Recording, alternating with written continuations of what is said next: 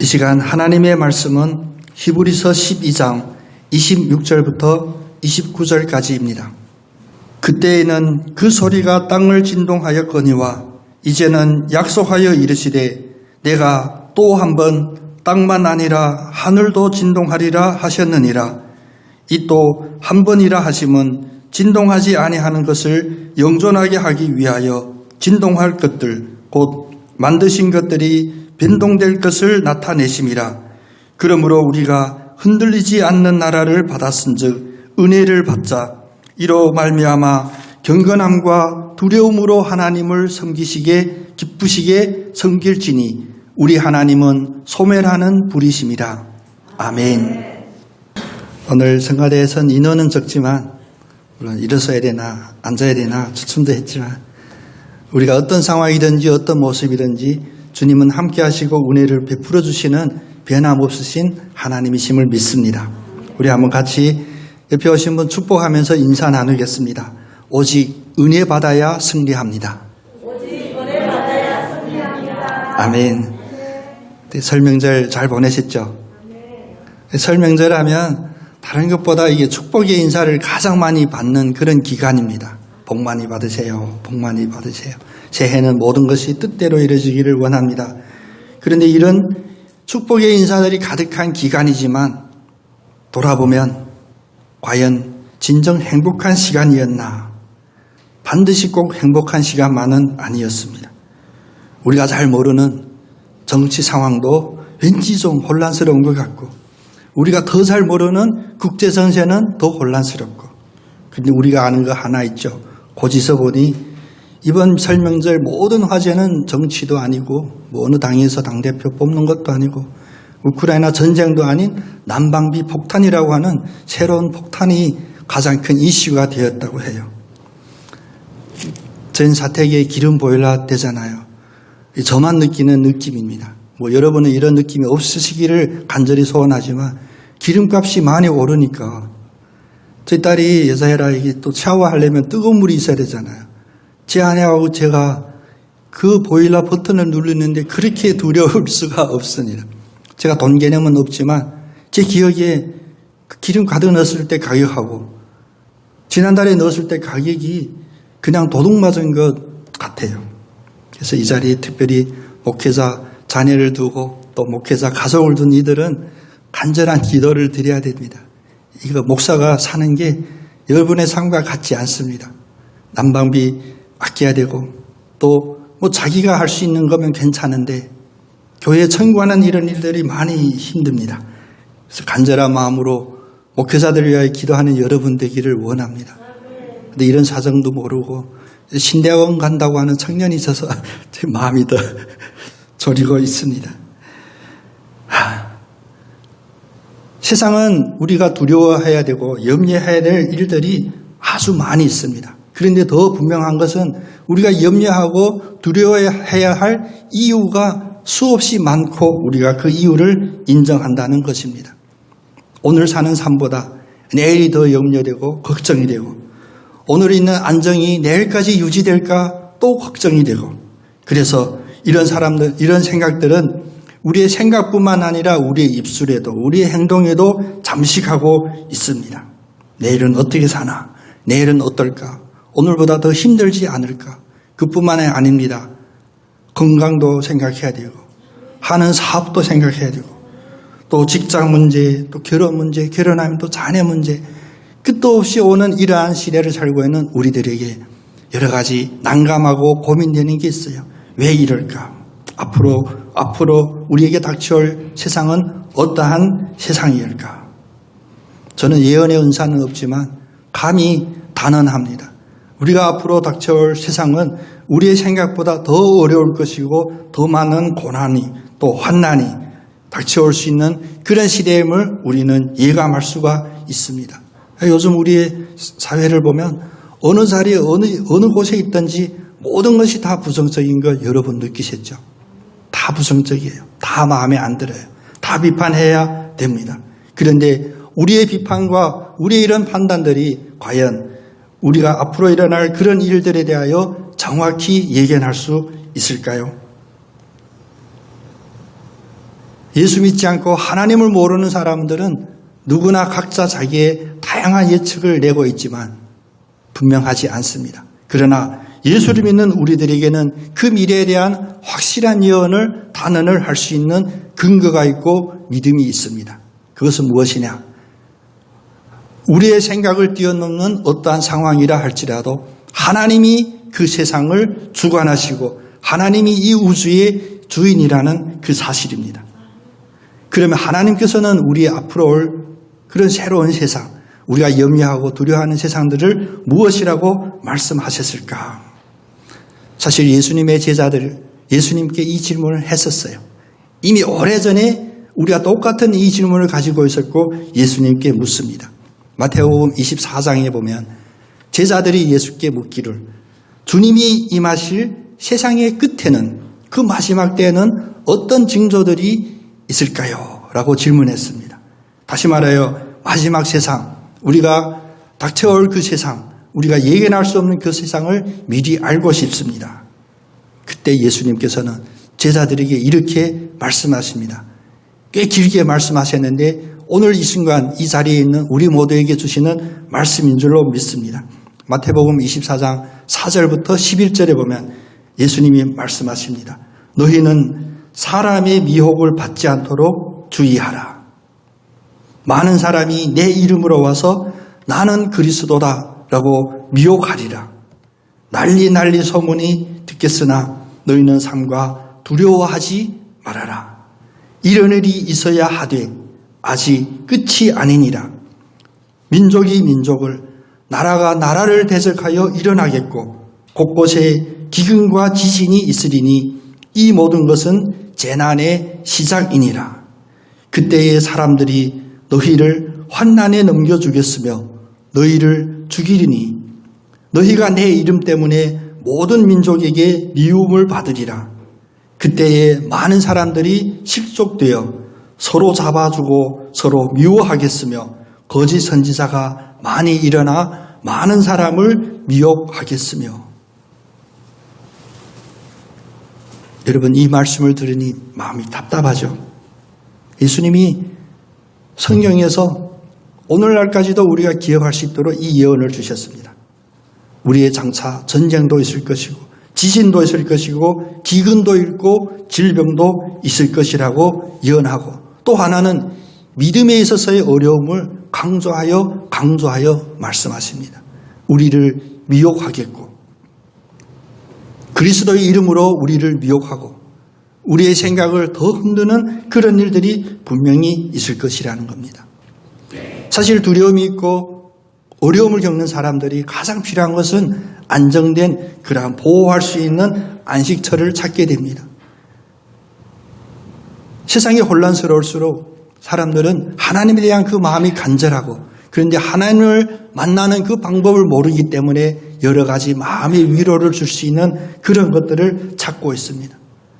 사탄은 바로 이 우리의 마음과 심리를 잘 알고 있습니다. 그래서 거짓 대안을 제시합니다.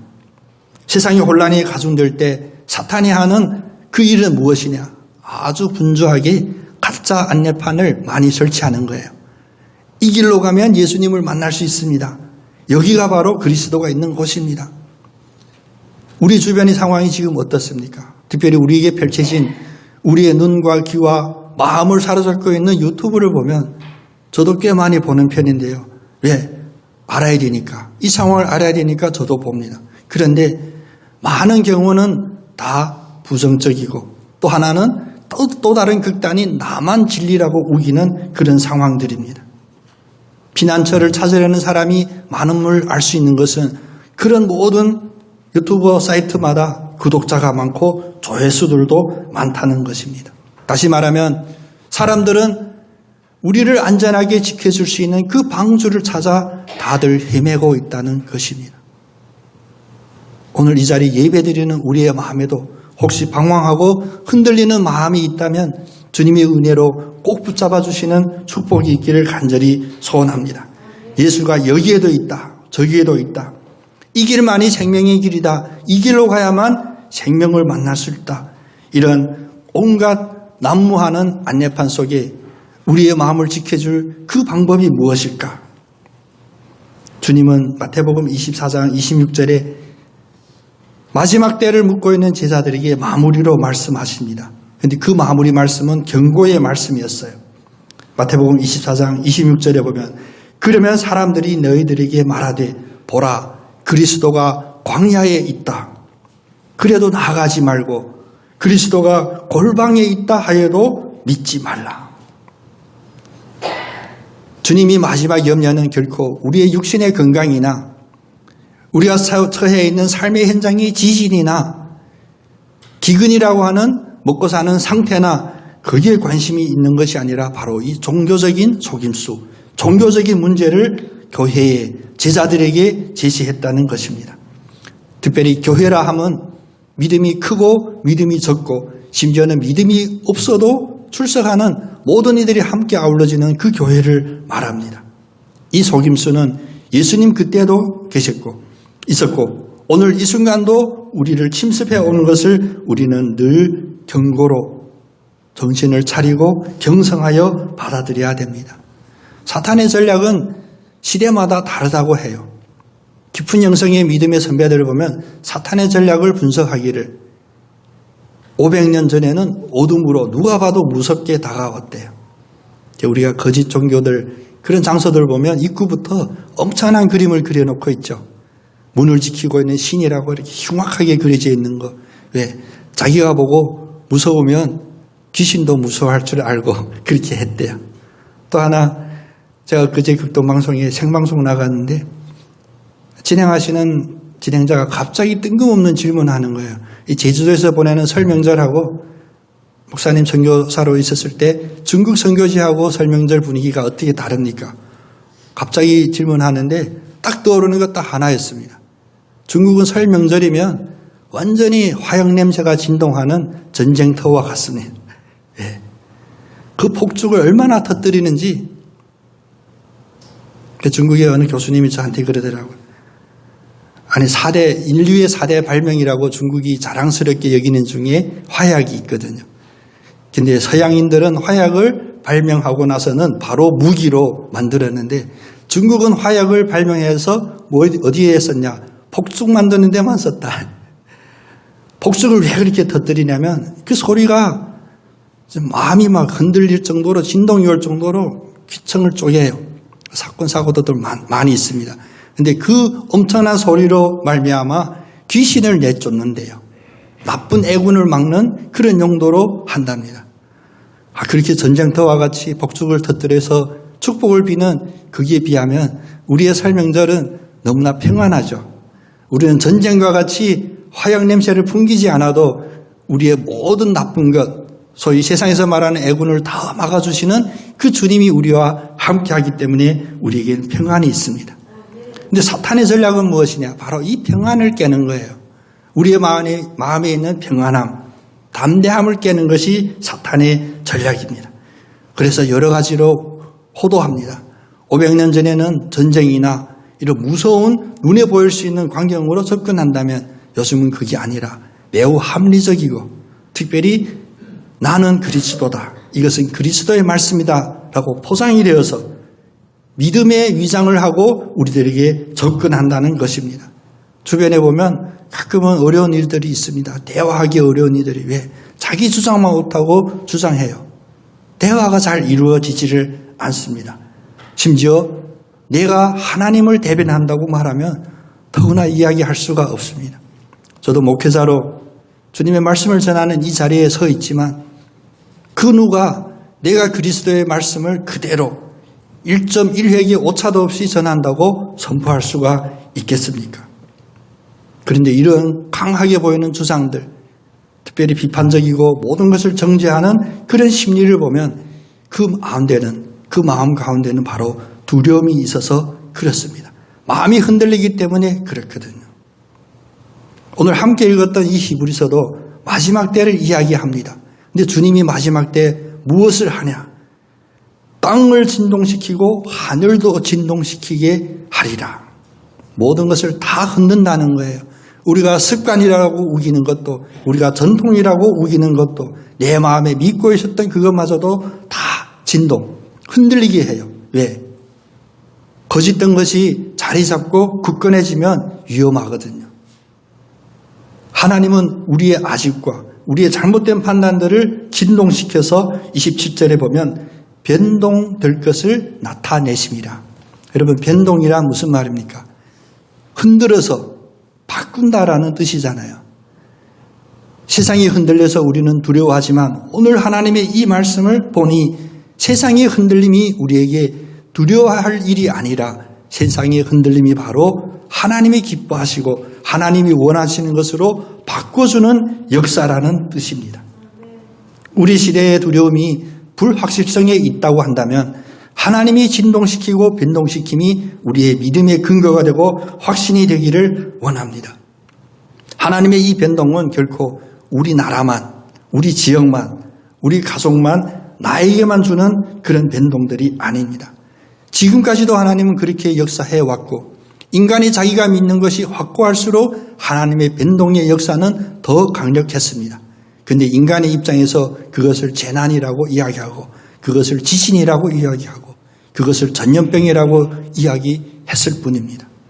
하나님은 우리의 거짓된 생각에 굳건하게 반석과 같이 붙잡는 것을 기쁘게 바라보지 않으십니다. 늘 우리의 하나님과 뜻이 다른 그런 생각들을 흔들고 변동시키시는 하나님이십니다. 요즘도 우리의 삶의 주변이 흔들리고 변동됨이 느끼신다면 우리는 영적으로 깨어 있어야 합니다.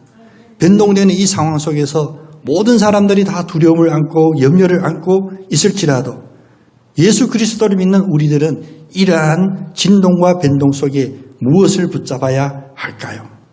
오늘 28절 말씀 혹시 PPT 띄워주실 수 있나요? 28절 말씀 우리 함께 읽었으면 좋겠습니다. 우리의 믿음의 고백이 되었으면 좋겠습니다. 우리 한 목소리로 함께 읽습니다. 시작. 그러므로 우리가 흔들리지 않는 나라를 받았은즉 은혜를 받자. 이로 말미암아 경건함과 두려움으로 하나님을 기쁘시게 섬길지니. 아멘. 우리가 받은 것이 무엇입니까? 세상은 흔들려야 합니다. 왜? 세상은 어둠이 잡고 있기 때문에. 그러나 하나님이 우리에게 주신 것은 바로 흔들리지 않는 나라를 우리에게 주셨습니다. 우리의 생각이 흔들린다면 흔들리는 세상을 보면 불길한 예감이 가득 밀려올 수밖에 없습니다. 하나님을 믿지 않고 하나님으로부터 이 나라를 받지 않는 이들에게는 세상을 분석하고 판단하면서 두려워해야 할 만한 정당한 이유를 수도 없이 찾을 것입니다. 그러나 하나님을 알고 하나님의 은혜를 받은 우리들은 그런 시각이 아닙니다. 세상이 혼란스럽고 건강에 문제가 생기고 우리의 삶의 그 자리가 흔들림이 있고 심지어 우리가 상상하지 없는 내 힘으로 감당할 수 없는 어려움이라는 것이 닥쳐올지라도 우리는 하나님의 은혜로 견딜 수가 있습니다. 세상이 알지 못하는 이 은혜를 바로 우리는 하나님이 주신 기회라고 고백합니다. 이 시간 거의 강압적으로 여러분의 고백을 이끌어내기를 원합니다. 여러분이 지금 겪고 있는 어려움은 하나님이 주신 기회로 고백하시는 그런 복된 여러분 되시기를 원합니다. 재난을 통과하는 것, 어려움이 없게 되는 것, 그것이 우리의 목표가 아닙니다. 재난 속에서, 어려움 속에서 우리가 하나님의 은혜를 받는 엄청난 기회를 얻는 것, 이것이야말로 어려움과 재난 속에 하나님이 주시는 그 뜻입니다. 진동하는 상황 속에서 우리의 태도와 목적이 매우 중요하죠. 우리가 이 흔들리는, 변동시키는 하나님의 이 흔들림 속에서 오늘 말씀의 마지막처럼 소멸하는 불처럼 하나님이 가까이 다가오셨을 때 우리가 가져야 될 태도는 바로 경건함과 두려움입니다. 올해 표어를 우리가 하나님 앞에 담대함을 얻자라고 했죠. 근데 이 담대함은 무모하게 내가 누구하고도 싸워도 이길 수 있다. 그런 무모한 담대함이 아니라 이 담대함의 확실함은 무엇이냐? 바로 하나님 앞에 두려움과 경건함을 갖는 것입니다. 이것이 바로 성경에서 강조하는 경외이거든요.